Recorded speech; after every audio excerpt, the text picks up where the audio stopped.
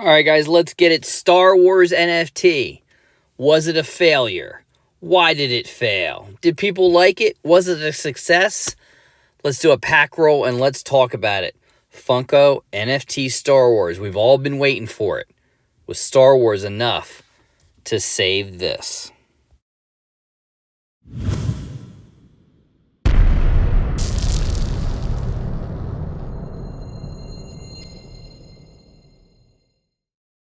And here it is, guys. Star Wars digital NFTs. The savior of the Funko NFT realm, right?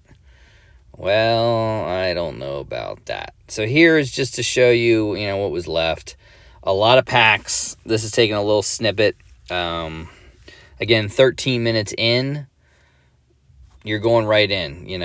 Packs still available. No issues there. Obviously, looking in the future, they did burn packs, and we'll get into how many they burned in a little while. But, was not a sellout, obviously. There's standard packs, there's premium packs. Obviously, the big one right there, Droppp exclusive, which means you cannot transfer these to Atomic Hub. I don't know if they didn't tell us that until the time. I don't know if it's a Disney thing, but I think a lot of people were turned off by that, number one. Number two, I think a lot of people were turned off by their deluxe pops, not 4-inch. So you look at them, it's a big set. It's a big set. 37 commons, 28 uncommon, 21 rares, 16 epics, and there you have the Redeemables. Key to this one, guys, is, for those of you who don't know, if you sell or buy on Droppp, where Atomic Hub, they could be pennies for commons, uncommons, you cannot list anything on Droppp Marketplace for less than 5 cents. It doesn't let you do that. Keep that in mind as you see these packs. So on Atomic Hub, these would be like a penny. You know what I mean? On Droppp, it's 5 cents. Not the greatest, Really not feeling like this whole blue thing either. Not my bag. There's Wicket. We can say what we want about them. I'll give them the credit that at least they're deluxe pops and there's backgrounds. Obviously lazy with Darth Vader and Palpatine having the same background. I don't think there's anything great. I think the Grail's really cool. Good animation there with the epics.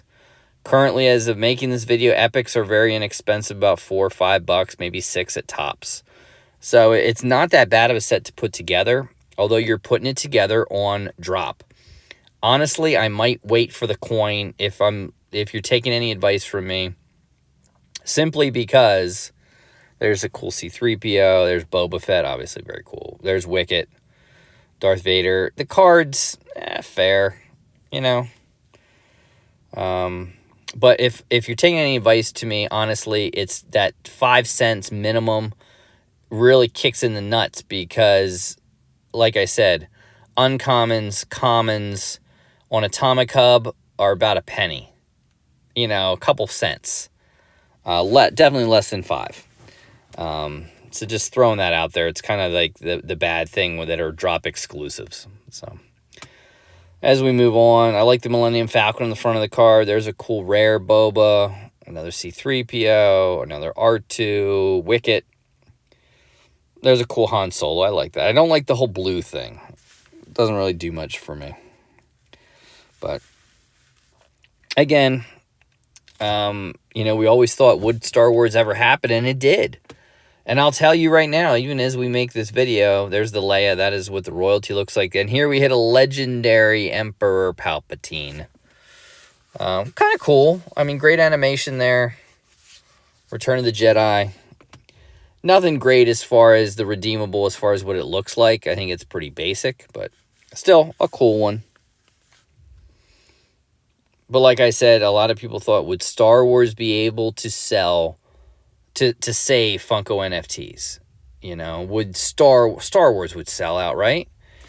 Well, I think number one, what they did wrong is they made them deluxe pops, not sought after pops, guys. Let's be realistic. We can say they look good and all you want. Deluxe pops are bigger. they're not as desirable as 4-inch Funko Pops. It's just what it is. Number one. Number two, molds. Not the greatest, not the worst. I'm fair with that. I think the Han Solo, one of the cool ones. I really like that one. I think that's cool.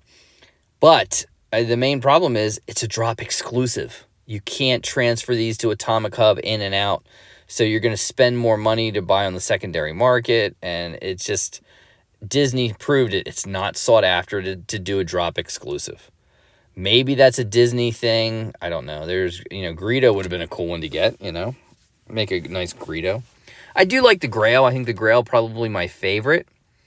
Obviously, the royalty is that Princess Leia, where it's a glow-in-the-dark, but I heard it's just one little piece glow-in-the-dark. There's the cool coin. The Han Solo, I think, might be my favorite out of all of them. I think that one might be my favorite. That is what the Leia right there is what the royalty looks like. Remember, royalty, you need to have all the commons, uncommons, rares, and epics once they do the snapshot in 3 months to be able to submit that for redemption. Boba, there's the cool Luke Skywalker epic, and we had a couple Luke epics. Ended up having to buy a lot of epics in the end, which wasn't a big deal because, again, it's not very sought after. The set not very sought after or expensive to put together. But again, if I were you, I would wait to the end and then just buy the redemption coin. I think you're going to spend less money that way. My opinion. I could be wrong, but that's my opinion of it. And there you go, Obi-Wan Kenobi. I mean, I don't know. Almost say what you will about him. I don't know. I don't really have much, it's... There's a cool epic Yoda. There's another Han. There's a Jabba. Jabba would have been cool as a deluxe. You know what I mean? There's an epic Han Solo and Greedo. A Jabba would have been a cool deluxe. I would have liked that. I don't know. There's Darth. You're seeing the same stuff. There's C-3PO, which people thought was part of the last movie, but it is actually where they power him down in the Millennium Falcon, so for people that don't know. Again, deluxe pops. People thought even like these, the premium packs would sell out because you get the extra 2 packs. And let's face it, they did sell a lot. There's an epic Lando. Cool right there with Han. There's another epic Yoda. And I was able to sell a lot of the dupes and make do. Obviously, we got a good bit of epics. There's our legendary C-3PO. And there you can sort of see it. It is in the Falcon when they power him down. So, Empire Strikes Back, I believe. So, keep that. So, we got 2 redeemables. Not bad. Would have liked to hit the Han Solo. I think that one might be one I go for later on. People also will say, how do you transfer money into this? It is not... It is still crypto money, guys. It's USDC, not US.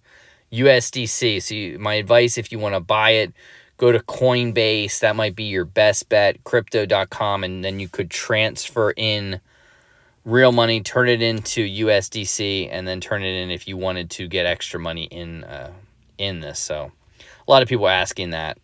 That's how you do it. You just got to buy USDC, and you can do that on Crypto.com, Coinbase, and then just transfer into your wallet. It will guide you through. It gives you a special address and all that good stuff. So, not the easiest, but not the hardest either.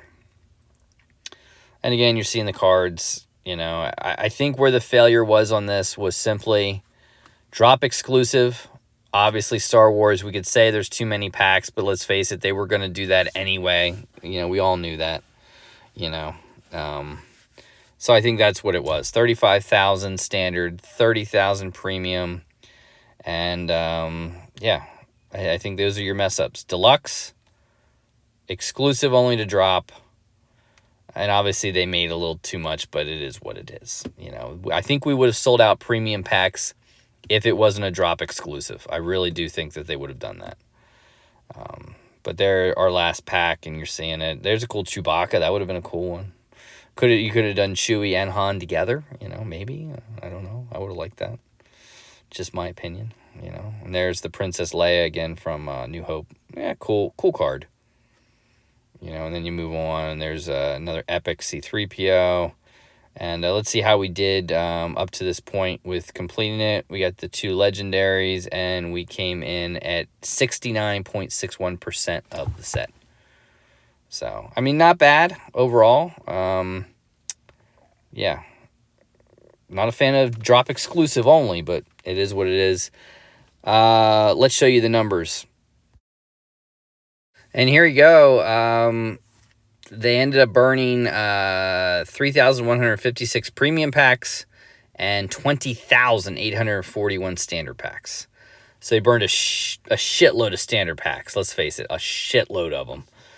And they did well with premium, and I think they would have sold out if it wasn't for a Droppp exclusive, and maybe would have sold more standard. Still, I'm not sure I could call this a success. I still call it a failure.